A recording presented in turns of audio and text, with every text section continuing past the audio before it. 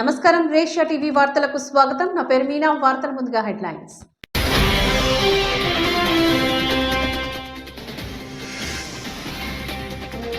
ఎన్నికల నిబంధనలు ఉల్లంఘిస్తే ఎంతటి వారైనా వదిలిపెట్టే ప్రసక్తే లేదు.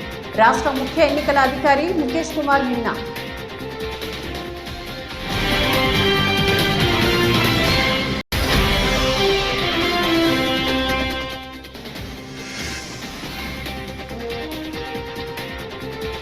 జనసేనాని పవన్ కళ్యాణ్ సమక్షంలో పిఠాపురంలో పలువురు జనసేన పార్టీలో చేరిక.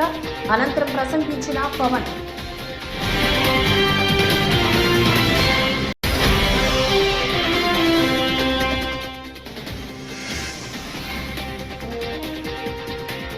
బ్రేక్ఫాస్ట్ విత్ లోకేష్ కార్యక్రమం. కుంజల్పల్లి అపార్ట్మెంట్ వాసులతో సమావేశం.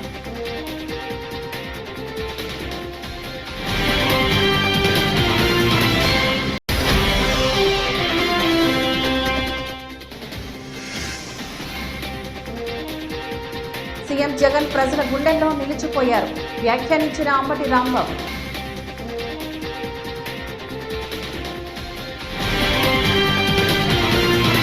వార్తల ముందుగా, ఎన్నికల నిబంధనలు ఉల్లంఘిస్తే ఎంతటి వారైనా సరే వదిలిపెట్టే ప్రసక్తే లేదని రాష్ట్ర ముఖ్య ఎన్నికల అధికారి సీఈఓ ముఖేష్ కుమార్ మీనా అన్నారు. ఇప్పటి వరకు కూడా 48 మంది వాలంటీర్లు, ఒప్పంద ఉద్యోగులను విధుల నుంచి తొలగించామని చెప్పారు. వాలంటీర్లు ఎన్నికల విధుల్లోని పాల్గొంటే తీవ్ర చర్యలు ఉంటాయని మరోమారు స్పష్టం చేశారు. ప్రధాని కార్యక్రమంలో భద్రత లోపాలపైన ఫిర్యాదు అందిందని కేంద్రానికి పంపినట్లుగా చెప్పారు. భద్రతా లోపాల అంశం హోంశాఖ పరిధిలోనే ఉందని అన్నారు. రాష్ట్రంలోని 1144 సెక్షన్ అమలుతో అవుతోందని, ఎలాంటి కార్యక్రమమైనా కూడా అనుమతులు తీసుకోవాల్సిందేనని పేర్కొన్నారు. వాళ్ళు ఏ పొలిటికల్ పార్టీ ఆర్ ఏ పొలిటికల్ లీడర్తో కూడా తిరగకూడదు. They are not supposed to move with anybody. They are not supposed to participate in any political related activity, even though ప్రభుత్వంలో ఉన్న పార్టీ వాళ్ళతో కూడా తిరగకూడదు. No official should go and meet political leaders and be active in political activity. Third thing is that మనం FST అంటే flying squad teams announcement date నుంచి they will be active.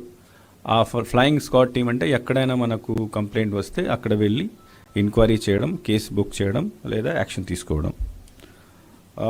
Fourth thing is that మనకు ఈ election commission సంబంధించి different apps ఉన్నాయి. C vigil లాంటి apps ఉన్నాయి, complaint సంబంధించి యాప్స్ ఉన్నాయి, అది కూడా యాక్టివేషన్కి వస్తాయి. సి విజిల్ యాప్లో మనము విదిన్ 100 మినిట్స్లో ఆ కన్సర్న్ టీమ్ యాక్షన్ తీసుకోవాలి. That is the fastest action which can be taken by anybody. కాబట్టి మేము ప్రతిసారి దీన్ని ఎంకరేజ్ చేయడానికి ప్రయత్నం చేస్తాము. మామూలుగా ఏమవుతుందంటే నా లెవెల్లో లేకపోతే డిఈ లెవెల్లో ఎవరైనా పర్సనల్గా వెళ్ళి కంప్లైంట్ చేస్తే ఆ ప్రాసెస్ ఫాలో అవ్వాలి. మళ్ళీ కిందకి పంపించాలి, వాళ్ళు ఫైల్ తయారు చేస్తారు, మళ్ళీ మెమో తయారవుతుంది, అది మళ్ళీ it has to go to the కింద మేము డిస్ట్రిక్ట్ కలెక్టర్కి పంపిస్తాము, డిస్ట్రిక్ట్ కలెక్టర్ మళ్ళీ ఆర్ఓకి పంపిస్తారు, లేకపోతే ఎస్పీకి పంపిస్తారు. So it takes time. కానీ విజిల్ అప్లికేషన్లో ఎక్కడైనా ఎవరికైనా ఏదో ఎంసీసీ వయలేషన్, డబ్బులు పంచుతున్నారు, లేకపోతే ప్రభుత్వం వాళ్ళు ఏదో పార్టీ ఫంక్షన్లో పార్టిసిపేట్ చేస్తున్నారు, అదర్వైజ్ పోస్టర్స్ ఉన్నాయి, అది అక్కడ వీడియో లేదా ఆడియో తీసేసి అక్కడ నుంచే అప్లోడ్ చేసేస్తే ఇమీడియట్గా ఆ జిల్లాల్లో ఉన్న ఫ్లయింగ్ స్క్వాడ్ టీం అక్కడికి వెళ్ళి దీన్ని కంట్రోల్ చేయడానికి అన్ని ప్రయత్నాలు చేస్తుంది. So that is the best method during the election time which can be used by anybody. ఒక యాప్ డౌన్లోడ్ చేయాలి, ఎవరైనా దీని ద్వారా కంప్లీట్ చేస్తే దీనికి కూడా ఎలక్షన్ కమిషన్ 100 మినిట్స్లో పని పూర్తి చేయాలి. అది నిబంధన కూడా పెట్టింది కాబట్టి best method to enquiry. So just numbers ముందు చెప్తాము, దీని తర్వాత మీరు క్వశ్చన్స్ అడగచ్చు. ఫస్ట్ ఆఫ్ ఆల్ ఈ లిస్ట్ కూడా తర్వాత ఇస్తాము. మనము వాల్ రైటింగ్స్, పోస్టర్స్, బ్యానర్స్, తర్వాత హోర్డింగ్స్, ఇవన్నీ పబ్లిక్ ప్రాపర్టీ మీద, తర్వాత ప్రైవేట్ ప్రాపర్టీ మీద ఫస్ట్ డే నుంచి అంటే 16 తర్వాత రిమూవ్ చేయడం జరిగింది. సో దీనికి సంబంధించి ప్రతిరోజు వాళ్ళు రిపోర్ట్ పంపిస్తూనే ఉంటారు. సో 1.99 lakh జనసేనాని పవన్ కళ్యాణ్ సమక్షంలోని ఇవాళ పిఠాపురం నియోజకవర్గం నుంచి పలువురు జనసేన పార్టీలో చేరారు. ఈ సందర్భంగా పవన్ కళ్యాణ్ ప్రసంగించారు. పిఠాపురం నియోజకవర్గానికి తన మనసులో ప్రత్యేక స్థానం ఉందని తెలిపారు. తాను పోటీ చేస్తున్నందున ఈ మాట అనడం లేదని స్పష్టం చేశారు. పిఠాపురంకి శ్రీపాద వల్లభ స్వామి జన్మించిన ప్రాంతమని తెలిపారు. ఉమ్మడి తూర్పు గోదావరి జిల్లాలోని పిఠాపురం చాలా కీలకమైన ప్రాంతమని, కేవలం విజయం సాధించడానికి అయితే గత ఎన్నికల సమయంలోనే ఇక్కడి నుంచి పోటీ చేసేవాడని పవన్ వెల్లడించారు. గాజువాక, భీమవరం, పిఠాపురం తనకు కళ్ళు లాంటివని పేర్కొన్నారు. నేను మీకు ఎక్కువ మాటలు చెప్పను. నేను ఒక దశాబ్దం నన్ను చూస్తూ ఉన్నారు. పిఠాపురం నియోజకవర్గాన్ని గెలిపించి నాకు అవకాశం ఇవ్వండి అంటే అడగంది అమ్మైనా పెట్టదంటారు. ఈరోజు నేను శక్తి పీఠమైన ఆ తల్లినే మీ ద్వారా అడుగుతున్నాను, నన్ను గెలిపించమని కోరుకుంటున్నాను. ఈ గెలుపు నా కోసమో కాదు, నేను పోరాటానికి నాకు మరింత బలం చేకూరుస్తుంది. ఉప్పాడలో ప్రతిసారి రోడ్డు కోతలకు గురై ముఖ్యంగా మత్స్యకార కుటుంబాలు ఎంత నలుగుతున్నాయో తెలుసు. వీటన్నిటికీ ప్రతి సమస్యకి నేను ఎక్కడికి పారిపోను. దీన్ని ఒక మోడల్ నియోజకవర్గం చేద్దాం ఆంధ్ర రాష్ట్రానికి. ఆంధ్ర రాష్ట్రానికే ఒక మోడల్ నియోజకవర్గం. ప్రతి ఒక్కరూ ఇక్కడికి వచ్చి ఇది ఎలా జరుగుతుంది అభివృద్ధి అనేది తెలుసుకునేలాగా ఉపాధి అవకాశాలు కానీ, విద్య అవకాశాలు కానీ, వైద్య అవకాశాలు కానీ, నిజంగా ఒక అభివృద్ధి ఎలా ఉంటుందో ఒక ఎమ్మెల్యే నిజంగా తలుచుకుంటే అభివృద్ధి అనేది ఎలా ఉంటుందో నేను మీకు చేసి చూపిస్తాను. మనస్ఫూర్తిగా చెప్తున్నా. ఆర్థికంగా మనం ఎంత బలోపేతం చేయాలి.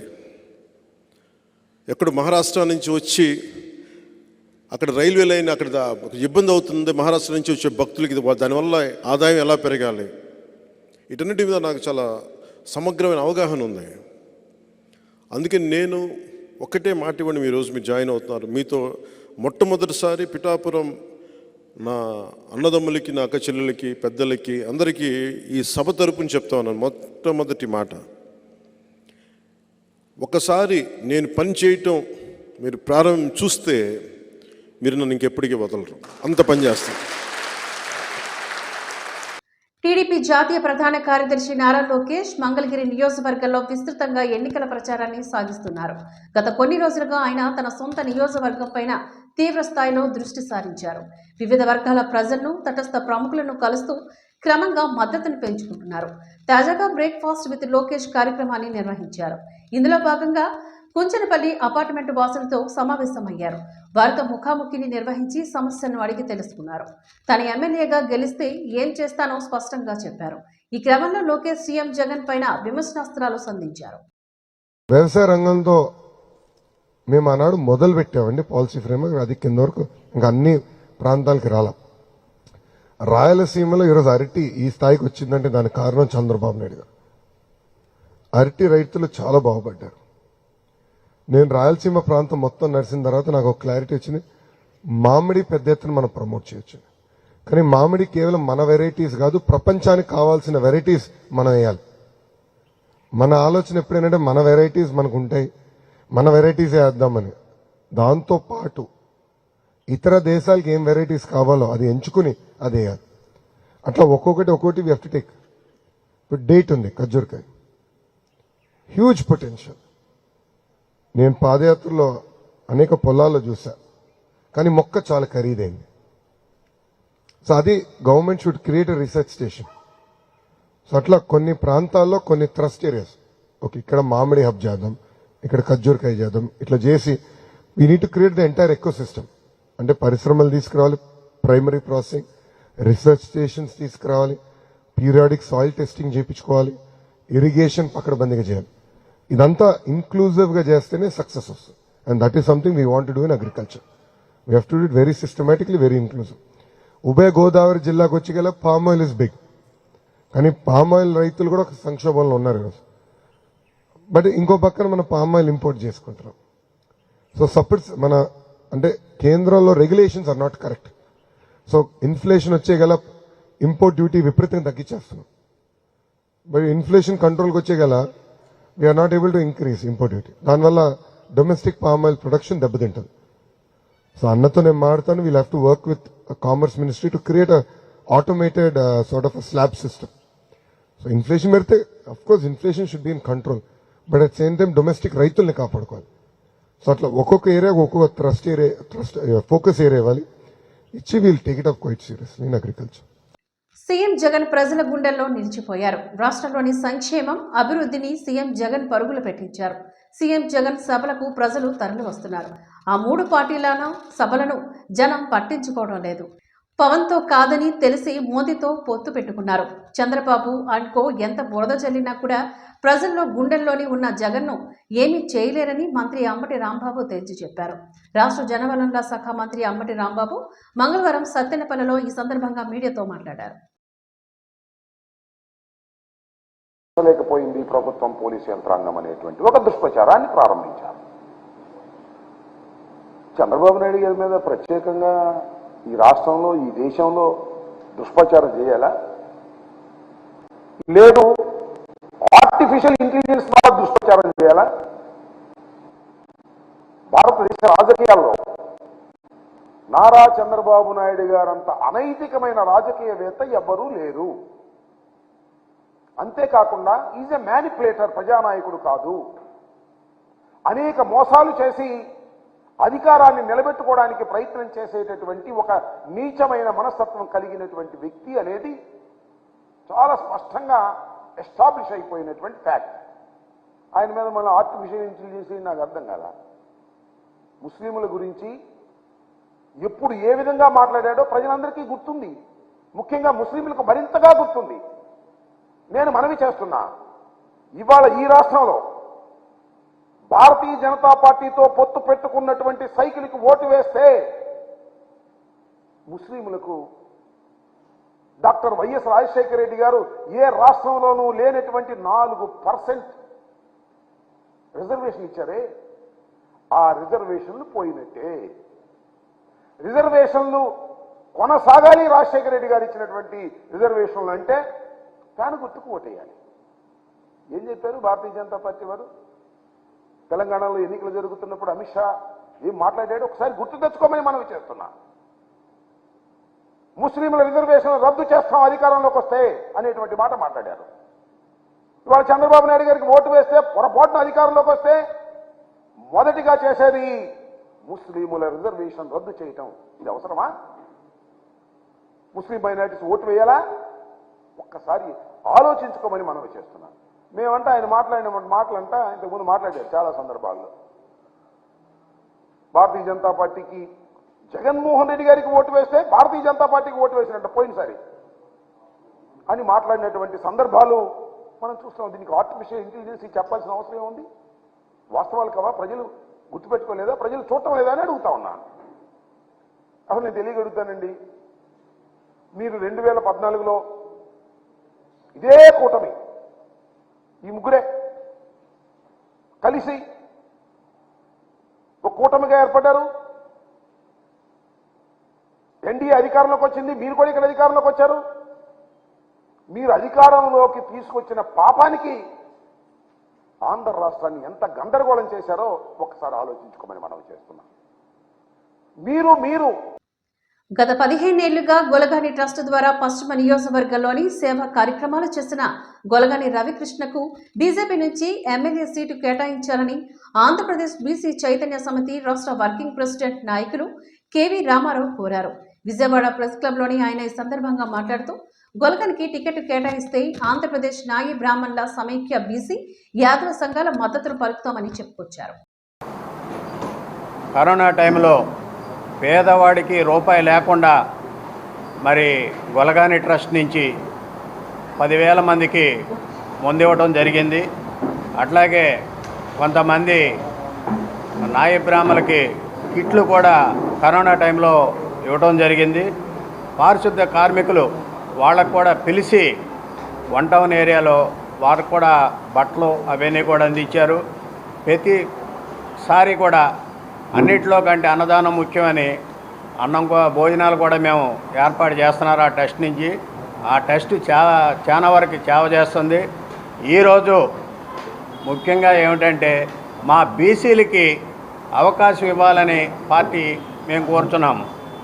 ఈరోజు అందరూ వేరే కులాలు చేస్తున్నారు. బీసీలో మాకు ఇంత పర్సెంటేజ్ ఉన్నా కూడా బీసీలకు ఎందుకని ఎమ్మెల్యేలుగా రాలేకపోతున్నాం అనేది బాధాకరంగా ఉంది. అట్లాగే మరి ఈ 3 పార్టీల కలయికలో జరిగింది కాబట్టి ఈసారి గొలగాని రామకృష్ణ గారికి, రవికృష్ణ గారికి ఈ అవకాశం ఇవ్వాలని కూడా నేను మనస్ఫూర్తిగా కోరుకుంటూ ఈ కార్యక్రమానికి ముఖ్యంగా ఎందుకంటే కష్టపడి పనిచేసి ఆయన అమెరికాలో ఉన్నా సరే ఇక్కడ పిలిస్తే పలికే వాళ్ళు ఉన్నారు. ప్రతి దానికి కూడా కార్యక్రమం ఉందంటే ముందు ఉండేది గొలగాని ట్రస్ట్. ఈ ట్రస్ట్ ద్వారా చాలా వరకు పేదవాడికి కొన్ని సంక్షేమ పథకాలు కూడా అమలు జరుగుతున్నాయి. ఈ పథకాలన్నీ కూడా ప్రభుత్వం వారు గుర్తించి మరి శ్రీకాళహస్తి బీజేపీ పార్టీ కార్యాలయం నందు బుధవారం బీజేపీ పట్టణ అధ్యక్షుడు గరికపాటి రమేష్ ఆధ్వర్యంలో బీజేపీ శ్రేణులు పాత్రికేయుల సమావేశాన్ని నిర్వహించారు. ఈ సమావేశంలోని బీజేపీ శ్రేణులు మాట్లాడుతూ బీజేపీ, జనసేన, టీడీపీ ఉమ్మడి పార్టీల కలయికలోని ఉమ్మడి పార్టీ అభ్యర్థిగా శ్రీకాళహస్తి నియోజకవర్గ అభ్యర్థిగా బొజ్జల సుధీర్ రెడ్డిని ప్రకటించడంతో బీజేపీ నాయకులు మండిపడ్డారు.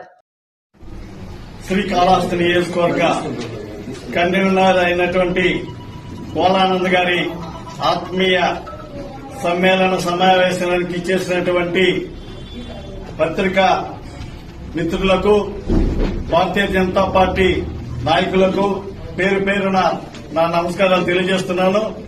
ఈరోజు ఈ సమావేశం ఎందుకు ఏర్పాటు చేయడం జరిగిందంటే ఆంధ్రప్రదేశ్ రాష్ట్రంలో భారతీయ జనతా పార్టీ, తెలుగుదేశం, జనసేన 3 పార్టీలు ఉమ్మడిగా సార్వత్రిక ఎన్నికలకు వెళ్లడానికి ఒప్పందం కుదిరించుకోవడం జరిగింది. అందులో భాగంగా భారతీయ జనతా పార్టీకి 10 అసెంబ్లీ సీట్లు, 6 పార్లమెంటు సీట్లు కేటాయించడం జరిగింది. ఈ చర్చల్లో భాగంగా 3 పార్టీ నాయకులు మాట్లాడుకోవడం జరిగింది. అయినా కానీ భారతీయ జనతా పార్టీకి కేటాయించినటువంటి 10 అసెంబ్లీ సీట్లు కావచ్చు, 6 పార్లమెంటు సీట్లు కావచ్చు, ఇంతవరకు ప్రకటన చేయలేదు. మా కేంద్ర కమిటీ గాని, రాష్ట్ర కమిటీ నాయకులు గాని ఇంతవరకు ఎలాంటి ప్రకటన చేయలేదు. కానీ మీరు చూసే ఉంటారు పత్రికల్లో, మీడియాలో కూడా ఒక పార్టీ, తెలుగుదేశం పార్టీ వాళ్ళు ప్రకటించడం జరిగింది. శ్రీకాళహస్తిని గత 13 సంవత్సరాల నుంచి వైఎస్ఆర్ కాంగ్రెస్ పార్టీలోని కొనసాగుతున్న సర్పంచ్ అంబటి వెంకట సుబ్బారెడ్డి, ఉప సర్పంచ్ వెంకటరత్నం తదితరులు ఆ పార్టీకి రాజీనామా చేస్తున్నట్లుగా ప్రకటించారు. ఉప్పుటూరు గ్రామంలోని వారు మంగళవారం మీడియాతో ఈ సందర్భంగా మాట్లాడారు. నెల్లూరు రూరల్ ఎమ్మెల్యే కోటంరెడ్డి శ్రీధర్ రెడ్డి నాయకత్వంలోని పనిచేయాలని నిర్ణయించామని ఆ మేరకు పార్టీలో చేరుతున్నట్లుగా తెలిపారు. ఈరోజు వైఎస్ఆర్ కాంగ్రెస్ పార్టీలో నుంచి దాదాపు సుమారు 13 సంవత్సరాల నుంచి మేము ఆ పార్టీలోనే ఉన్నాము. ఇప్పటి వరకు కూడా ఆ పార్టీలో ఈ రోజు నుంచి మేము కోటంరెడ్డి శ్రీధర్ రెడ్డి ఆ పార్టీలో చేరినందువల్ల ఆయనతోటి కలిసి పనిచేయాలనే ఉద్దేశంతో నేను సర్పంచ్గా, నేను మా వైస్ సర్పంచ్, మాకు సంబంధించినటువంటి ముఖ్యమైనటువంటి వాళ్ళు కూడా రేపు ఉదయం పార్టీలు చేరడానికి, తెలుగుదేశం పార్టీ కండ వేసుకోవడానికి సిద్ధంగా అందరూ కూడా ఉన్నారు. జరగబోయే రోజుల్లో తెలుగుదేశం పార్టీ నెల్లూరు రూరల్ శ్రీధర్ రెడ్డి గారిని 3వ ఎమ్మెల్యేగా గెలిపించడం, అదే విధంలో చంద్రబాబు నాయుడు గారిని ముఖ్యమంత్రిగా చూడడమే మా వంతు. రెండోది వచ్చేసి మీ ఎంపీగా వేమిరెడ్డి ప్రభాకర్ రెడ్డి గారిని కూడా మంచి మెజార్టీతో గెలిపించే కృషి చేస్తామని చెప్పి ఈ సందర్భంగా నేను తెలియజేసుకుంటున్నాను. ఏలూరు జిల్లా లింగపాలెం మండలం వెంకటాపురంలోని మంగళవారం టీడీపీ, జనసేన నాయకులు సమావేశాన్ని నిర్వహించారు. ఈ సందర్భంగా పలువురు టీడీపీలో చేరారు. అనంతరం మాజీ ఎమ్మెల్యే గంటా మురళి మాట్లాడుతూ ఎంపీ కోటగిరి శ్రీధర్కు టికెట్ ఇచ్చినా కూడా గెలవలేరని, ఈసారి అభ్యర్థిని మార్చారని, శ్రీధర్ విదేశాలకు వెళ్లేందుకు రిటర్న్ టికెట్ బుక్ చేసుకున్నారని అన్నారు. త్వరలోని ఎమ్మెల్యే ఎలిజా టీడీపీలో చేరుతున్నట్టుగా బహిరంగంగా అన్నారు. వేణు కిషోర్ వాళ్ళు ఖాళీ అయిపోయింది, వాళ్ళు మొత్తం మన దాంట్లో జాయిన్ అయ్యారు. రెండోది పార్లమెంట్ సభ్యుడు మే 15కి అమెరికా టికెట్లు పెట్టేసుకున్నాడు. ఆయన ఎన్నికల వరకు జగన్ గారి బతిలాడాడు, కొద్దిగా తిరిగి పెట్టవయ్యా బాబు, నాకు ఎవరు లేరు ఈ పార్లమెంట్ లో అని. మే 15కి రిటర్న్ టికెట్లు వేసేసుకున్నాడు. ఆయన వెళ్ళిపోతాడు, మళ్ళీ కనపడ్డు మీకు ఎవరికి. మూడోది ఎలిజా గారు త్వరలో తెలుగుదేశం పార్టీలో ఎలిజా గారు జాయిన్ అవుతున్నాడు. అంటే ఇంచుమించుగా ఇక్కడ పార్లమెంట్ సభ్యుడు గాని శాసనసభ్యులు గాని మొత్తం అందరూ కూడా ఆ ఫ్యామిలీ ఖాళీ అయిపోయి పార్టీలో జారుతుంటే గ్రామాల్లో ప్రజలకు తెలియజెప్పండి. అందరూ అన్నదమ్ముల్లా కలిసి చేసుకుందాం, మేము కలిసిపోదాం ఇక్కడ. ఎందుకంటే పేద కుటుంబంలో నుంచి ఇక్కడ ధర్మాధిగూడెంలో పుట్టిన వ్యక్తి రోషన్ గారు. ఇక్కడ పేదలకు చాలా సమస్యలు ఉన్నాయి. ఇక్కడ భూముల్లో 1000 ఎకరాల అడవి ఉంది, ఇక్కడ అడవి భూమి. అలాగే కల్రాయగూడెంలో ఉంది, హైదరాబాద్గూడెంలో ఉంది, ఈ పక్కనున్న పంచాయతీల మండలంలో ఉంది. మీ పేదలందరికీ కూడా ఇవాళ భూముల్లో మొక్కలు పెంచుకుని చెట్టు పట్టాలు ఇచ్చే అవకాశం కలిగించే ఏకైక వ్యక్తి రోషన్ కుమార్ గారు. ఎవరు చేయలేదు, ఇప్పుడున్న 5 ఏళ్ళు గతంలో కూడా ఎవరు చేయలే. కాబట్టి మీ పేదలందరూ, అలాగే రైతులందరూ, మహిళలందరూ, వాలంటీర్లందరూ, అలాగే చదువుకున్న నిరుద్యోగులు అందరూ కూడా ఓటేసి గెలిపించండి. రాత్రి పగలు తేడా లేకుండా సమస్యల మీద పనిచేసి ఈ ప్రాంతాన్ని అభివృద్ధి చేసి ఆయన ఒక మార్కు గెలుచుకుని ఎక్కడికి వెళ్ళినా 5 సంవత్సరాలు. నూజివీడు ప్రభుత్వ ఆసుపత్రిలోని బాలును మృతి చెందిన సంఘటనపై పోలీసులకు సమాచారం అందించినట్లుగా నూజివీడు ఏరియా ఆసుపత్రి ఇన్ఛార్జ్ శ్రీనివాసరావు చెప్పారు. బుధవారం ఆయన ఈ సందర్భంగా మీడియాతో మాట్లాడారు.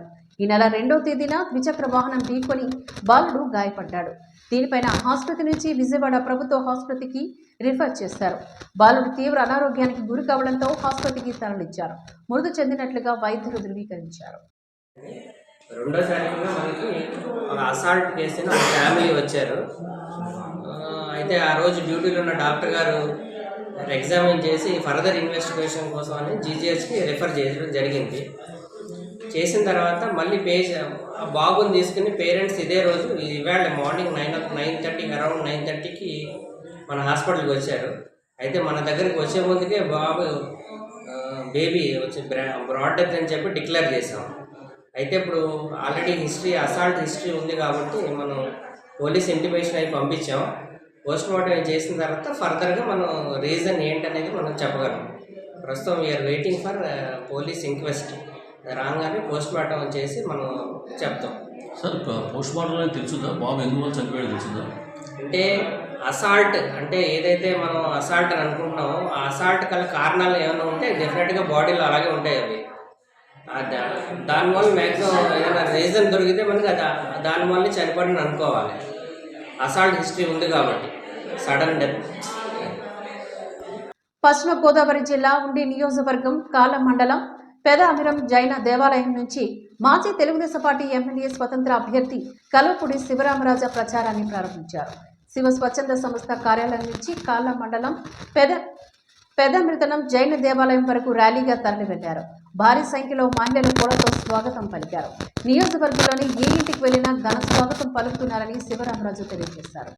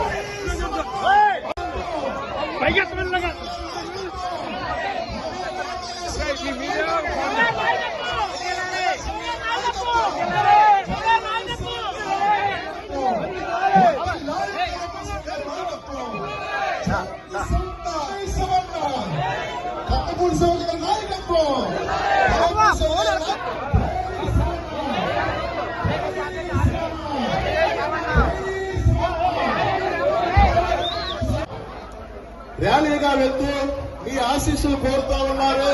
మీ సేవ చేసుకునేందుకు, మీ సేవలో పరిణమించేందుకు.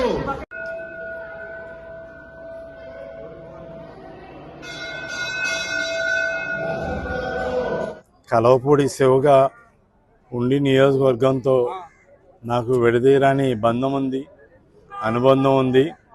గత 20 సంవత్సరాలుగా ప్రజలతోటి మమేకమై ప్రజలకి సేవాభావంతో ఒక కార్యకర్తగా, ఒక శ్రామికుడిగా, కర్షకుడిగా ప్రజలతోటి మమేకమై ఉన్నాను.